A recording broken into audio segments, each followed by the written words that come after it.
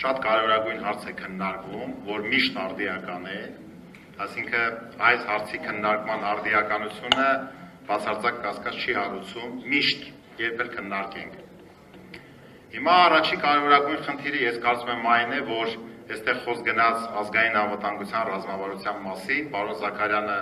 տեղին շեշտադրումներ արեց, բայց ես կարծում եմ, որ մենք քիչ առաջ խոսում էինք ցանկացած ռազմավարություն, եթե այդ ռազմավարության հիմնական դրույթների իրականացման համար չկա եւ չի գործում պատասխանատվության ինստիտուտ, ուրեմն դա իրենից ըստ էության շատ հեղեղուկ մի բան է ներկայացնում, այսինքն դու կարես 6 ամիսը մեկ մի տարի մեկ փոխես, ես էլ եմ զանոթացել 20 թվականին ընդունված ազգային անվտանգության ռազմավարության հետ, որը այսօրվա վիճակի հետ որևէ կապ չունի։ Դրանք այնտեղ նաև ազգային արժեքներ են արձանագրված, պրեամբուլայում այն ինչ որ ընդհանրապես ինքնության հետ է կապված, Արցախի հետ է կապված եւ այլն, հայոց լեզվի հետ է կապված եւ այլն։ Հիմա սա առաջին, այսինքն մեր առաջարկը է, առաջարկ Հայաստանի կարևորագույն առաջարկներից մեկը, որ անպայման այս ռազմավարություն եւ այլ ռազմավարություններ պետք է ունենան իրավական կարգավորում, կատարման կամ չկատարման, այսինքն պատասխանատվության ինստիտուտ։ Եթե մենք սա համադրում ենք ընդհանրապես կառավարությունների հնգամյա ծրագրերի իրականացման հետ, նրա կատարման չկատարման խնդիրը դրվում է անվստահություն ազգային ժողովում կամ 5 տարի հետո ընտրությունների միջոցով։ Ռազմավարությունները ըստ էության գիտեն ովքեր որ տիրապետում են, իրանք պետք է դառնան կառավարության ծրագրերի մաս, հետո այդ ռազմավարության առանձին դրույթներ մաս պետք է դառնա եւ մտնի հնգամյա եւ տարեկան ծրագրերի մեջ։ Ցավոք սրտի դա չկա։ Սա մեկ, այսինքն ինստիտուտ կարգավորումների մասով։ Երկրորդը բովանդակային։ Տեսեք ինչի մասին է խոսքը։ Մենք շատերը ասում են, որ այս իրավիճակում այնպես պետք է անենք, որ արագ փոփոխող աշխարհում եւ շատ մոտակա մեր երկրներում այն ռազմական լարված իրավիճակները, կոնֆլիկտները որ կան, մենք չդառնանք պոլիգոն կամ հարթակ աշխարհի ուժեղագույն կենտրոնների կամ խոշոր տերությունների համար։ Այսինքն Հայաստանում չկա բանաձևի կամ այդ կոնֆլիկտը մեր Հայաստանի տարածքում լինի, այսինքն ընդունենք Արևմուտք, Ռուսաստան, չգիտեմ Չինաստան, Միացյալ Նահանգներ, այսինքն Հայաստանը զերծ պետք է մնա, որ իր տարածքը դառնա այդ կոնֆլիկտների պոլիգոն, հարթակ։ Հակառակը պետք է ազատագրել Հայաստանը, վարելով համապատասխան քաղաքականություն, եւ սրանից բխում է երրորդը, որպես առաջարկ, որ այն բնական դաշնակիցը կամ դաշնակիցները, որ մենք ունենք, այդ բնական դաշնակիցների հետ շատ պետք է խնամքով, այսպես ասած, վարվել, շատ պետք է նուրբ վարվել։ Չեմ ասում մենք հարցեր չունենանք նրանց հետ, այդ հարցերը միշտ պետք է լինի, եւ մենք գիտենք ինչի մասին է խոսքը, բայց նրանց հետ այդ հարաբերությունների որակը պետք է կարողանալ պահպանել։ Հարաբերությունների որակ, վերջի քանի տարում այդ հարաբերությունների որակը ինչ էր եւ ինչա դառել, եւ մենք տեսնում ենք, որ այս կամ այն կերպ ասենք մի հռետորաբանությունը տեղում ուրիշ է եւ ֆրգնում են հանդիպումների ժամանակ հենց ինչի է վերածվում դա, այսինքն սա շատ նրբորեն պետք է վերաբերվել, դրա համար արտաքին քաղաքականության եւ դիվանագիտական հարցերի քննարկման ժամանակ ըստ երևույթին այս հարցերը ավելի մանրամասն կքննարկվեն։ Հիմա քանի որ մեր տիրույթում ընդունված է, որ ընդհանրապես ասում են այս ինչ գործիչը տնտեսակ է, դա այն ինչը քաղաքական գործիչ է, ես դեմ եմ դες բաների։ Իսկ գործում այդ սահմանը պետք է ճշտվել է։ Այո, բոլորը համ քաղաքականությամբ են զբաղվում, համ տնտեսությամբ են զբաղվում։ Հիմա մենք մի քիչ շարժվենք առաջ այդ ուղղությամբ։ Ես կարծում եմ, որ մեր դիմակայունության պահպանումը կամ հզորացումը Հայաստանի պետքա չափելի լինի։ Հենց նրանց բարեր չպետք է ասենք, որ մենք պետք է մեր դիմադրողականությունը զարգացնենք, դրա համար մեզ պետքա միայն ժողովրդավարություն եւ այլն։ Հիմա ասենք կարող է շատ ավտորիտար երկրում էլ դիմակայունությունը ուժեղ լինի, սա ուրիշ հարց է։ Կարող է տենց բան լինի, չեմ ուզում ասեմ, օրինակ Հյուսիսային Կորեայում եւ այլն։ Բայց մի ուրիշ բան եմ ուզում ասեմ։ Եկեք մի հատ չափելի նայենք, էլի Հայաստանի տեղը, դերը ու չափը այս երկրում եւ տարածաշրջանում։ Ես ուղղակի մի քանի թվեր կհնչեցնեմ, որպեսզի ցած չափելի հասկանանք։ Տեսեք, այսօրվա աշխարհի համախառն ներքին արդյունքը էապես մեծացել է 117 տրիլիոն դոլար։ Մի ժամանակ 3 տարի առաջ 80 տրիլիոն, 117 տրիլիոն։ Առաջի տեղում Միացյալ Նահանգներն է 30 տրիլիոն։ Երկրորդ տեղում Չինաստանն է 19.5 տրիլիոն։ Երրորդ տեղում Գերմանիան է 5 տրիլիոն։ Չորրորդ, 5-րդ տեղերը բաժանում են Հնդկաստան, Ճապոնիա, արդեն 4 տրիլիոն։ Եվ տենց գնում է։ Հիմա ինչի համար եմ ասում, Ռուսաստան 2.5 տրիլիոն ընդամենը։ Հիմա ինչի համար եմ ասում, բերեք մի հատ Հայաստանը, մի հատ բերենք, ասես տեղաբաշխենք տեղակայենք իր տարածաշրջանում մենք ինչ տնտեսական անվտանգության եւ դիմադրողականության խնդիր կարող ենք դրել մեր հզորությամբ։ Թուրքիա ուրեմն 1.5 տրիլիոն համախառնել արժ։ Իրան 337 միլիարդ։ Ադրբեջան 87 միլիարդ։ Վրաստան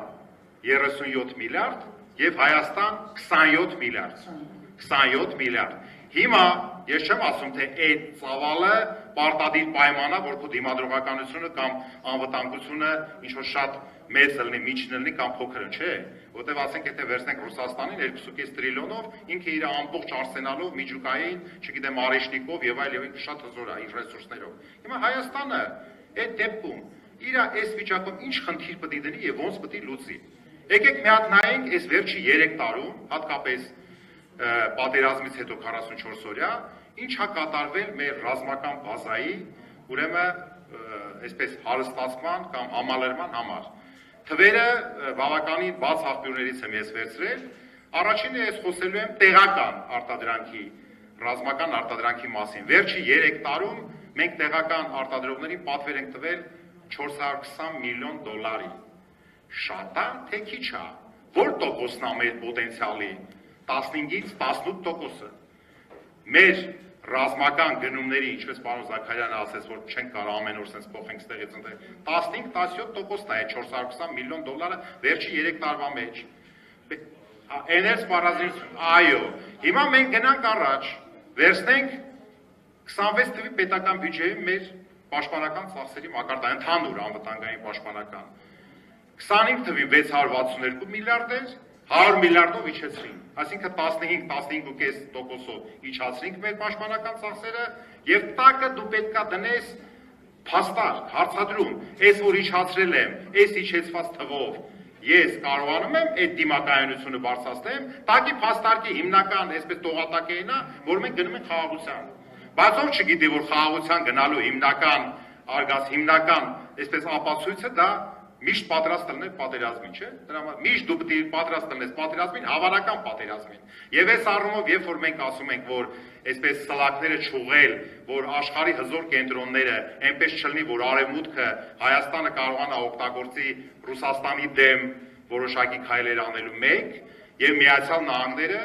չօգտագործի Հայաստանի դիրքը տեղը Իրանի դեմ, այսինքն այս երկու մարտահրավերները ես կարծում եմ մեր կարևորագույն ուրեմն անվտանգային խնդիրները լուծելու հարցերից մեկն է, որ դեպի Իրան եւ դեպի Ռուսաստան, որտեղ նա բնական դաշնակից է մեզ համար, չեմ ուզում տարբեր թվեր ասեմ, թե եթե ինչ-որ լծակներ օգտագործի, կարող է դա իմաստի մոդայել չի, որ ասենք, թե չգիտեմ գազը սենց ենք ստանում, մեր արտաքին շուկաները ամբողջապես ընդեղ են տեղաբաշխված ռուսական շուկայում, սա պարզ է, այսինքն ինքը կարող մենք հիշում ենք, թե 2008 թվականին, երբ որ ռուս այդ օսական վրացական պատերազմի ժամանակ 2008 թվին ընդամենը 6 թե 7 օր տևեց, բենզին չկար Հայաստանում, եթե կհիշեք, բենզին չկար Հայաստանում, ճանապարհները, լավ, եւ ելնելով այս ամեն ինչից մեր հիմնական խնդիրը կայանում է նրանում, որ մենք պետք է լուծենք մեր տնտեսական հզորացման խնդիրը, օրինակ sense էլի չասեմ ռետորական հարց եմ տալի, ընդունենք մեր համախառն ներքին արդյունքը, ոչ թե ելներ 27 միլիարդ, այլ ելներ 127 միլիարդ։ Մեր դիմակայունությունը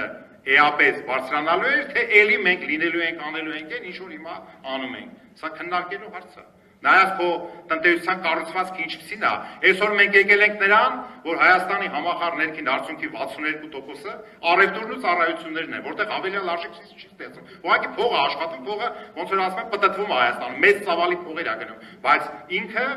ուրեմն հավելյալ ռեալ արդյունք չի ստեղծում։ Մեր այսօրվա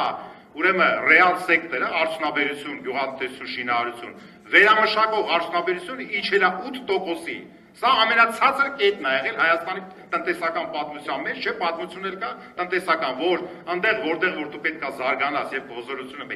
մեծացնես, այսօր իջել է ընդամենը 8%-ի։ Եվ հաջորդ խնդիրը, որպեսզի ես ամփոփեմ, միգուցե նաեւ հարցեր լինեն, դա